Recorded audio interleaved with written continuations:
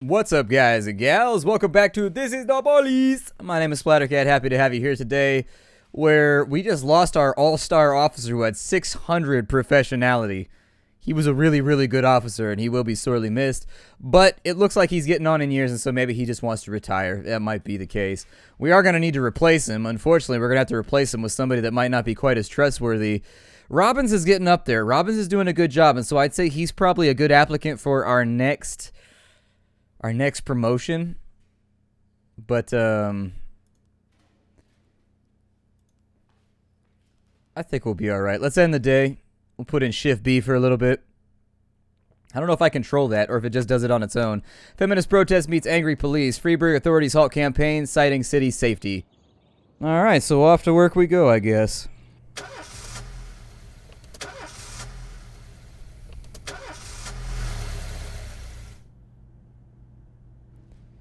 Today they're offering free admittance to all the museums in the city. I'm a big fan of art. Can I have the day off? No.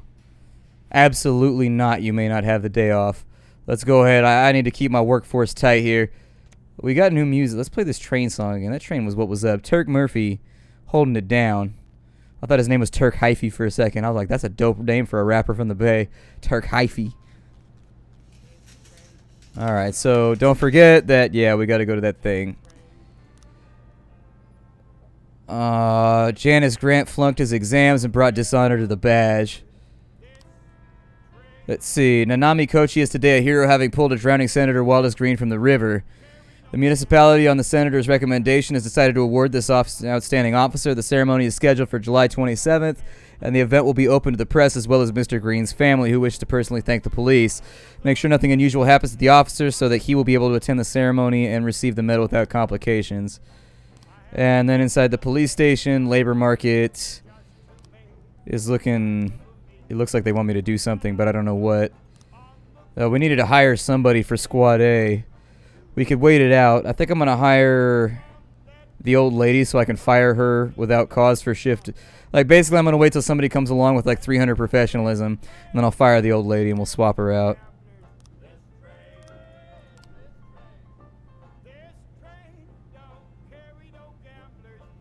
Hopefully today is a chill day. Let's see. Sometimes your officers will arrest just one or two criminals, but when you're taking down a whole group, remember to bring the Paddy Wagon. A truly professional staff can cope without any special transport, but most police prefer to use the Paddy Wagon when the situation calls for it. It's too bad the police department doesn't have the money for it. An ice cream van struck a schoolboy. The ambulance arrived quickly, but the boy was declared dead on scene. The nearby residents are enraged and demand justice from the driver of the van.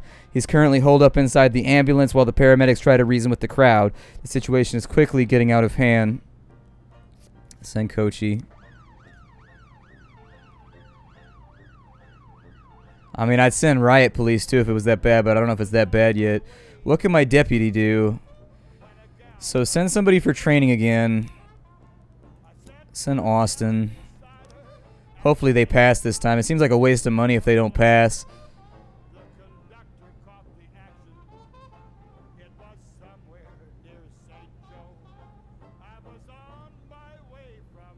My guess is she's probably going to radio for backup. A black gangster hit one of our shops and it's too much to deal with. Can you help? No, I can't help. I'm waiting to see what happens with this.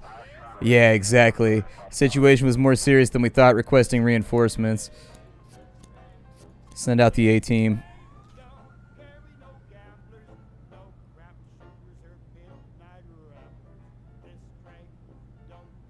Because I could see this situation getting ugly very, very quickly.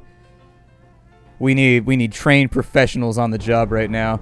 Jack, we have something going down at the courthouse at 6:30. We don't want any policemen crashing the party. I think 6,000 is good enough. 6,000 is good enough. I won't be crashing the party.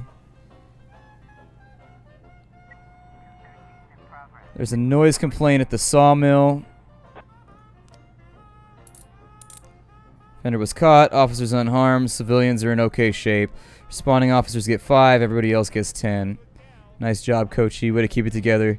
Hopefully they get back so we can go to the noise complaint at the It's a sawmill. Why would you build your house next to a sawmill? I think we'll pull this one out. I just got to give it a minute. There we go. Noise complaint. An elderly man called the police station reporting the terrible screams have been coming from the sawmill for over an hour. What the hell is going on? What's a guy got to do to get a little sleep around here? You better go and check it out. We'll send Kochi to be the arresting officer. We will send Purdy, Ramos, and Subaki, I guess. I don't know. It says 4 officers, so that's a little concerning. I manage a large fleet of vehicles and wanted to organize a workshop for my drivers. They have to learn how to behave on the road so your patrolman will never even look twice at our cars. Please send 3 of your best officers. They'll ride all day with my people and explain the intricacies of traffic flow and police monitoring. I've heard about the problems your department faces, particularly your obsolete fleet of police vehicles. So in return, I would be happy to donate a Paddy Wagon. I can't lose my officers all day, so we'll probably ignore that one. Emergency call was received from an all-night drugstore. An addict is attempting to gain unlawful entry, and he violently threatened a female pharmacist, demanding she open the cabinets.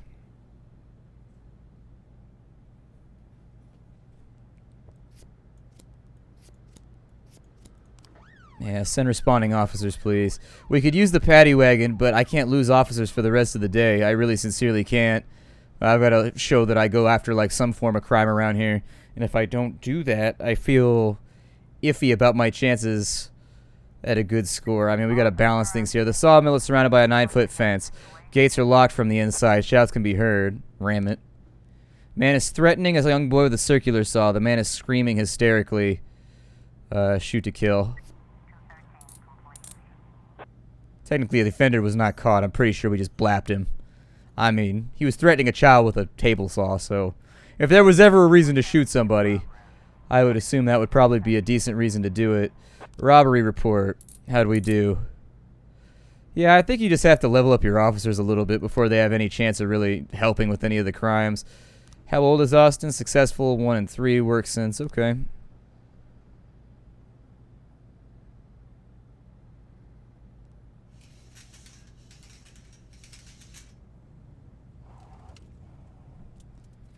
Unfortunately, we were paid to let the courthouse go, so that's what I'm going to have to do. Not much of a choice there. We got an assault in a residential area. Emergency medical services arrived for a call on a man complaining of chest pain. While they were threatening him, the man suddenly attacked one of the EMTs, shouting loudly about a global pharmaceutical conspiracy. The other personnel managed to escape and called the police. Alright, send everybody. I don't think we're going to be doing much else today. I shouldn't have taken the deal with the mafia, but I wasn't quite sure. I thought if I helped him out, I was going to put the squeeze on the mafia. And instead, if we helped him out, it was us signing up to be in the mafia. And I was like, oh, that took a turn. So there's the $6,000 for the homicide.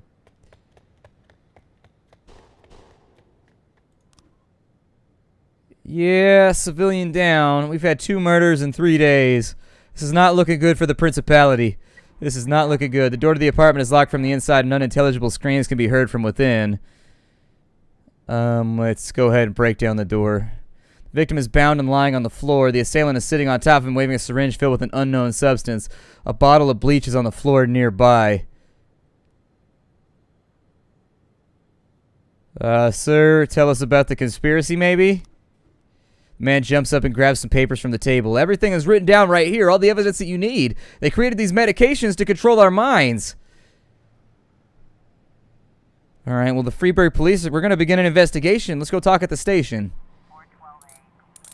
Jesus Christ, man. Some of this shit is more gnarly. It'll make you old. Just reading these, I can't believe like, if I was a cop that had to respond to these, I'd be like, what a day. You get home and it's like, what do you even tell your wife and your kids, you know? It's like, God damn it. So far, we've banked $27,000 for ourselves, which in 1980s money isn't terrible. Yeah, it's end the day. We can work some OT, but, I mean, how's Shift A doing? They all back up and on the job? Davenport seems like he comes with low energy no matter what you do, but now he's been promoted up and he's good at orchestrating things, so hopefully we'll be able to use him to proper extents. All City Hall employees awarded company cars for personal use. Freeburg to host semifinals of Youth Hockey League. Small drug dealers invade Freeburg. Yeah, this is ridiculous, man. That's your tax dollars at work. Definitely sounds like they are in need of a re-election around here. God damn. So, Mr. Boyd, why did you send your officers to the feminist protest? It's my job. We received noise complaints.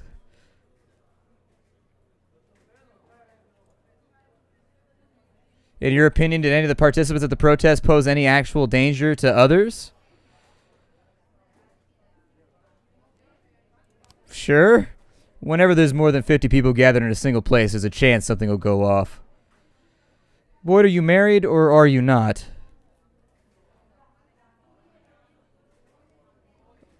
They're gonna try and frame it like I hate women. Why? What does that have to do with my work? What are your personal feelings about women? Same as men. As far as I'm concerned, they're the same as men. Some women are great and some I don't much care for. Mr. Boyd, did you give the order to suppress the protest by force? My guess is that I get a favor from City Hall if I take the blame for it, and if I sell out City Hall, one of my favors goes away. The mayor gave me a direct order in writing. I had no choice but to carry it out.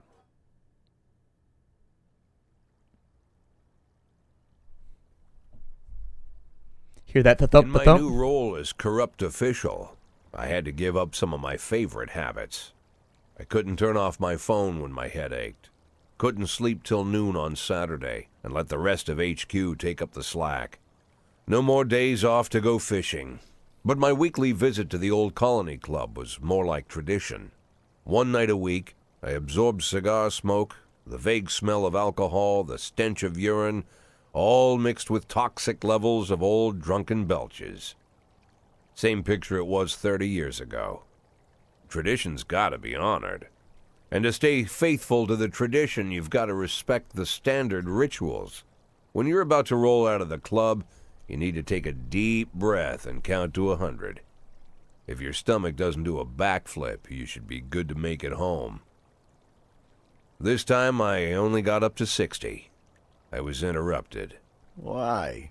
You look even better than you do on TV. There's nothing more impolite than approaching people in the alley at the old Colony. This is the most private place in the city. All who enter here dirty their shoes with the most elite stream of vomit in Freeburg. This asphalt has been blessed by judges, lawyers, artists, businessmen, and all our politicians. Takes a lot of balls to crash the party. My head was a drunken haze, but I knew who he was. A cartoon gangster suit straight out of Dick Tracy. Fancy voice, fruit cologne, sassy strut. That's how the newspapers described Vikas Varga, rising star in Freeburg's criminal underworld. He appeared out of nowhere, and with the support of the local punks, Varga broke all the old rules of organized crime. He killed those who could not be killed, traded what could not be traded, and robbed those who could not be robbed. In just a single month, this man had gathered an incredible amount of power. He's been called everything from a clown to a madman to a criminal genius, and more often than not, he's called a low-class upstart short on ideas. But if Vargas was one of the old crime bosses, he'd have been cut into pieces and fed to the river. Look past this guy's arrogance, and there's something about him. The city is still deciding what to do with him. Meanwhile, he's burning down the houses of old city mobsters. Not the best time to talk, Mr. Varga. Well, you know my name. I'm flattered, although not very surprised, to be honest. I might be a little short on manners. Like they say in your fair city, with the right manners, you can go anywhere. Well, I don't want to go anywhere. I want to stay right here. Even the criminal world needs manners, Mr. Varga. And one of them is this. Don't interfere with a drunken cop who's trying to take a shit and puke at the same time. Oh, you exaggerate. But is Freeburg always so gentle with its officers? You've been a bit roughed up lately. I see you already know Freeburg quite well, Mr. Varga. Well, I love to learn and look around, but I do know that the inhabitants of this fair city should be friends, Jack. Maybe it's true I don't have the best manners. After all, it's only polite for friends to share their phone numbers.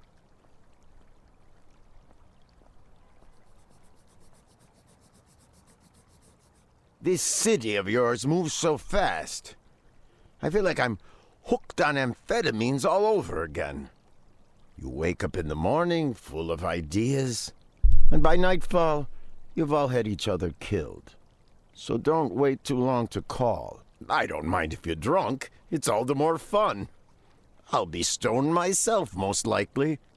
Hell, I'm a little stoned right now.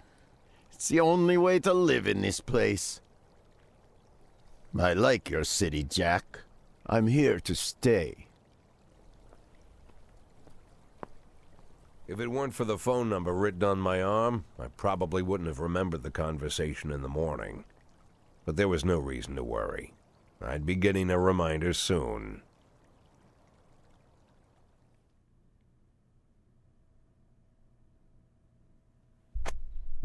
Mayor Rogers hates women. City Hall responsible for violent dispersal. You hear that thump, thump, thump, thump. That's me throwing the mayor under the bus. Either way, though, that guy sounds like he's a real Baba Yaga type. Baba Yaga. I always thought it was Baba Yaga.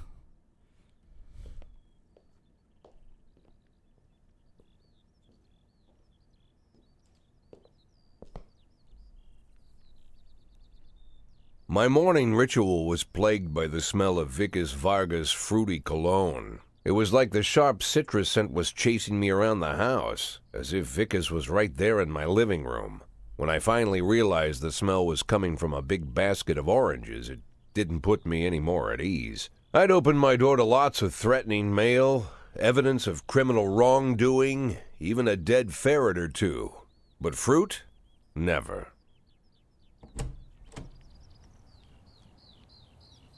You the fruit guy? Excuse me?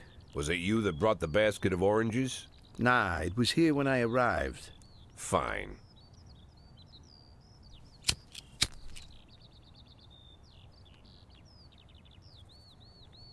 So who are you? Today, I'm your driver. And where are we driving? To work. That's it? Yeah, we have to make an important stop along the way. Where? The ranch. What ranch? Just the ranch. Fine. The morning seemed surreal, and I took in the magic. Why wreck it with meaningless chatter? As my tight-lipped chauffeur drove an hour through God knows where, I started to feel like I was in the middle of a bad dream, probably lying bloody and concussed in the alley behind the old Colony Club, my nose buried in a rotten orange peel.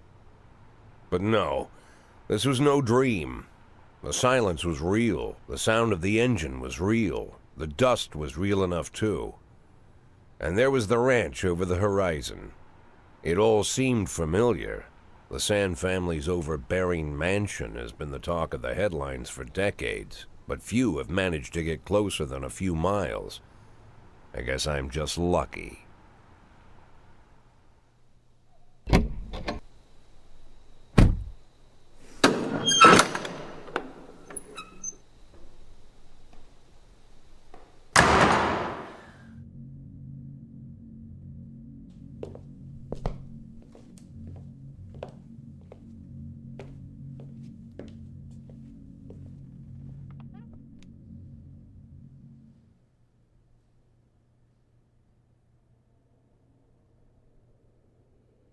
I didn't know you took private meetings, Mr. Sand. Only if I expect good company. I'm surprised my company ranks at all. Today, yes. Today is a special day. So it seems.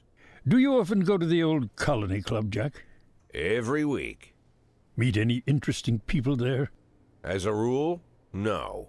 Sometimes you make a date, right?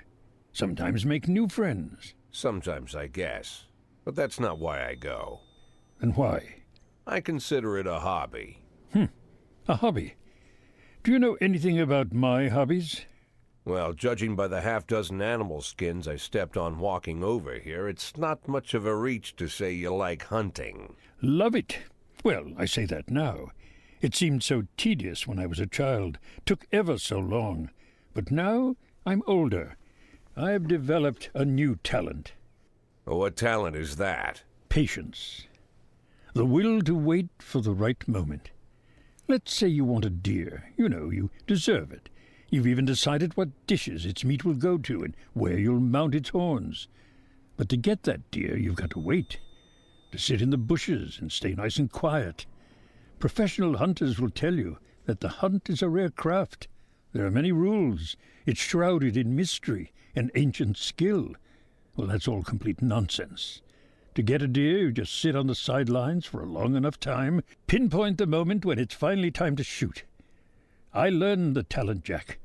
But not like you, oh, Jack. You truly are the master. I don't understand. Oh, come on, Jack. I know about the 500,000. I know your plan. Kendrick told me everything. Needless to say, I'm impressed. While some people learn to hold their breath for minutes on end and not to rustle the leaves too loudly, why you decided to just become the foliage. You turned yourself into a bush, surrounded by deer who've been so fruitfully multiplying for decades. But all this time you've held your rifle at the ready. Forgive an old man his imagery, Jack. I've the heart of a poet, I confess. Look, I don't know what was said between you and Kendrick, but it sounds like you got it wrong. Oh, I think I understand everything just fine. And I think we understand each other quite well. Jack, in the coming war, we'll make excellent partners. What war? One war falls upon every generation. My grandfather drove out the Ambersons back when he was 27. My father destroyed that psychopath gangster Maurice Bell when he was a sprightly 30. At 69, I'd begun to think my war had passed me over. But my time has come at last. Tomorrow Vicus Varga declares war, and I'm obliged to answer. So, we're talking about Varga now. I don't know how he thinks. I don't even know whether he plans his actions or not. I can't divine his purpose. Hell, I don't even know where he comes from. He's a man not of our breed, wouldn't you say? But when he arrived here, I invited him in, told him we could work together. An official invitation penned in my own hand and written on some very expensive paper. And can you imagine his reply? A fruit basket. What sense can be made of such a message? I guess it means whatever you want it to. Precisely. I'm late for work, Mr. Sand. You know, Jack, I could just give you 500,000 right now, cash, whatever denominations you like. But I would never insult you so. If I went stalking my prey for so many years, I wouldn't want someone else to shoot it for me. I understand you, Jack, and I'll never ask you for anything that's contrary to your nature. Just think about our conversation. Think about it, and call me.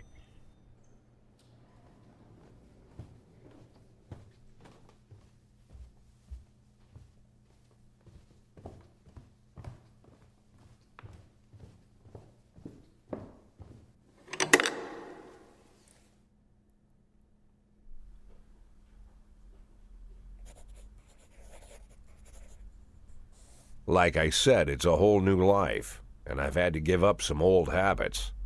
One of them, keeping away from things that don't concern me. Now I can't afford the luxury. This spotlight I'm under, concerns is all I got.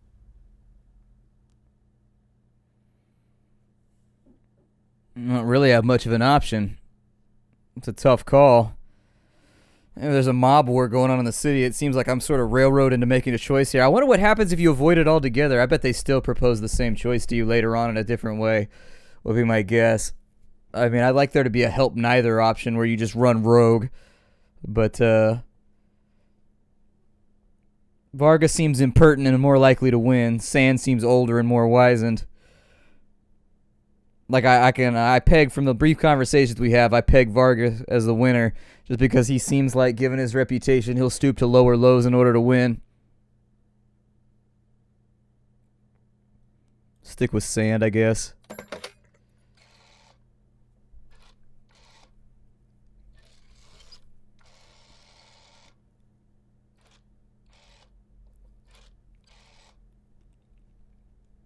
Tell him it's Boyd.